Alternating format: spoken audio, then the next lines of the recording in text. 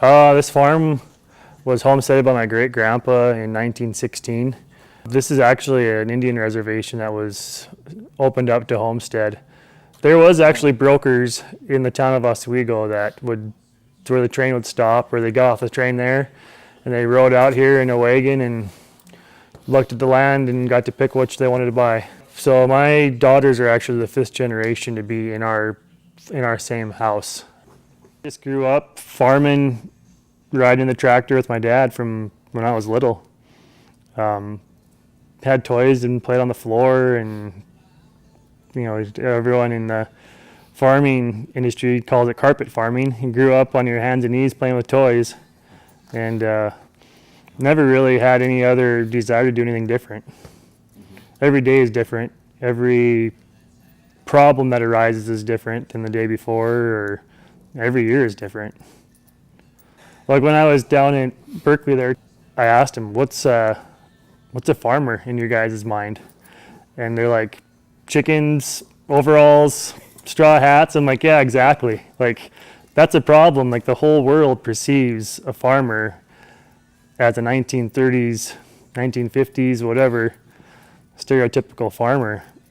But we got more technology than lots of businesses have that we're using to farm.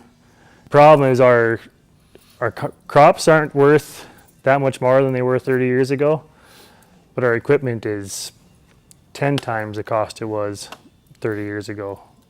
You used to be able to buy a new combine in the 70s or early 80s for $30,000, $40,000. Now they're over $600,000. We raise peas and lentils, canola, spring wheat, durum, flax, and starting to raise some alfalfa. The whole year the forecast was good moisture, above normal precip for like the 1 to 3 months out, and never came to be. It was always just too far away, or never, the forecast never came true. They could tell us one thing and it's probably not going to come true anyways. It's weather, right? Well, 2016 was our biggest crop ever, and then 2017 was our smallest crop ever. So went from one extreme to the next. You can't really plan on a drought. You got to farm like you're going to get a crop, and hopefully you do. The fires that were in central Montana were unstoppable. It was 90 degrees and 30-mile-an-hour winds, and in the middle of the day there was no chance in getting ahead of them. Sagebrush just exploded from the fire, and when a fire burns through, a lot of that country was built with fences out of wood posts, and when those wood posts, a lot of them just burned completely to the ground, and there was nothing left of them.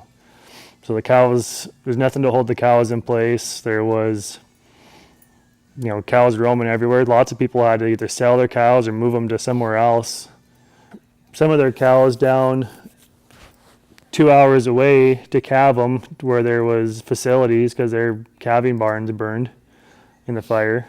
So lots of expense that probably can't be replaced by insurance, because you don't insure your fences and stuff like that. And to have someone come in and re-fence, it costs around like $8,000 to $10,000 a mile to have somebody custom fence.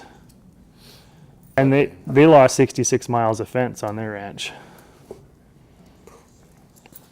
If we had to go through 2 or 3 years of a drought, we would be really tough. There'd be lots of farms that would go up for sale. Yeah, and it all would depend on how well you got along with your banker.